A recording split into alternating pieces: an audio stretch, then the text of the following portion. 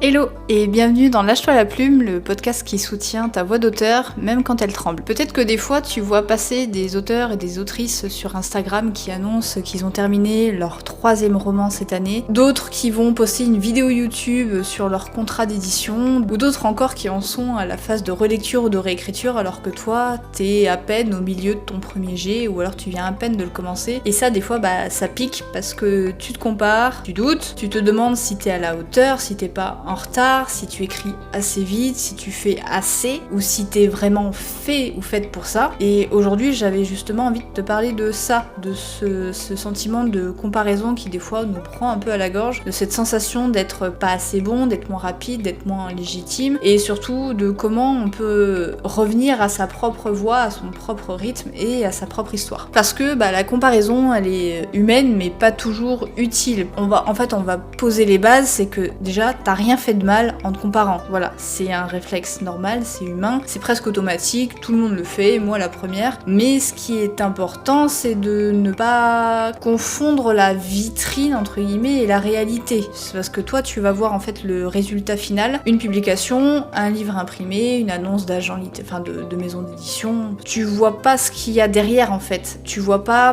les années de doute, les manuscrits qui ont jamais été terminés, tu vois pas les moments, les soirées de découragement, les refus qui ont précédé cette acceptation en maison d'édition par exemple, parce que pour une acceptation, il y a peut-être eu 50 refus derrière, et surtout, tu vois pas leur vie à eux, tu vois pas leur temps disponible, leur contexte, leur énergie, on n'a pas tous la même vie, et comparer ton parcours à celui des autres, c'est comme comparer une graine avec un arbre déjà adulte. Enfin, on n'est pas tous au même stade, et on n'a pas tous le même temps, la même énergie, la même façon de fonctionner, et tu es peut-être en train, toi, de prendre racine, et c'est tout aussi précieux qu'un arbre qui est déjà en train de porter ses fruits. J'aime bien donner des métaphores comme ça. Faut vraiment que tu retiennes que ta voix à toi, et on va dire ta voix X, mais ta voix E aussi, elles sont uniques, et ça se mesure pas. En écriture, il n'y a pas de chronomètre, il n'y a pas de classement. Même si t'es un peu comme moi, et que t'es un peu maniaque des chiffres, et que t'aimes bien voir des statistiques, voilà, moi je fonctionne comme ça, mais c'est pas une compétition. Même si les réseaux sociaux peuvent nous faire croire le contraire, t'as pas besoin d'être le meilleur, ou d'être aussi bon qu'un tel ou une telle, t'as juste besoin d'être sincère, d'écrire ce qui vibre pour toi, d'écrire à ta façon, à ton propre rythme. Et de toute façon, ce que tu vas apporter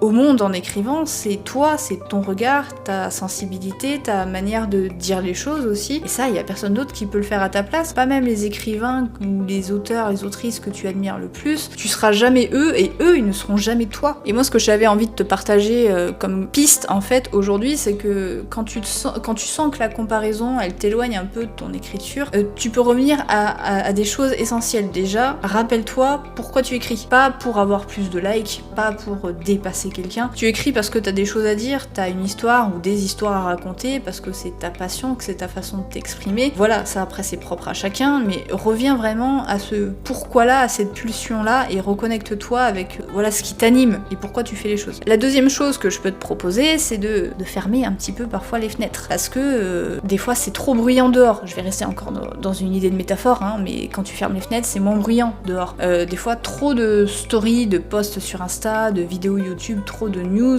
les annonces de maisons d'édition par exemple, ça t'empêche d'entendre ta propre voix à toi, et t'as le droit de faire une pause, t'as le droit de t'éloigner un peu, t'as le droit d'avancer plus lentement que les autres, et c'est aussi comme ça. Là, ce que je t'invite, parce que je fais des métaphores, voilà, mais c'est de te recentrer sur toi et pas sur les autres. Et la troisième chose que je peux te proposer, c'est aussi de revoir toi, ta propre définition du succès ou de la réussite, parce que c'est propre à chacun. La vision de la réussite ou du succès, entre guillemets, chez quelqu'un ne sera pas la même chez toi, et peut-être que pour toi le succès, c'est pas le contrat en maison d'édition ou le nombre de pages que t'as écrites, c'est peut-être juste j'ai réussi à écrire une scène qui me touche aujourd'hui, j'ai réussi à exprimer ce que j'avais dans la tête alors que c'est pas toujours évident, ou alors je suis revenue à mon roman aujourd'hui après une période de doute ou une période où j'ai pas réussi à écrire, tu vois, chacun ses réussites, et c'est toi qui choisis ce que tu veux célébrer, c'est toi qui écris ta propre légende personnelle, pour reprendre certains, mais voilà, en fait, revois toi ta propre définition de la réussite, du succès. J'aime pas le mot succès, mais bon voilà, c'est à toi de voir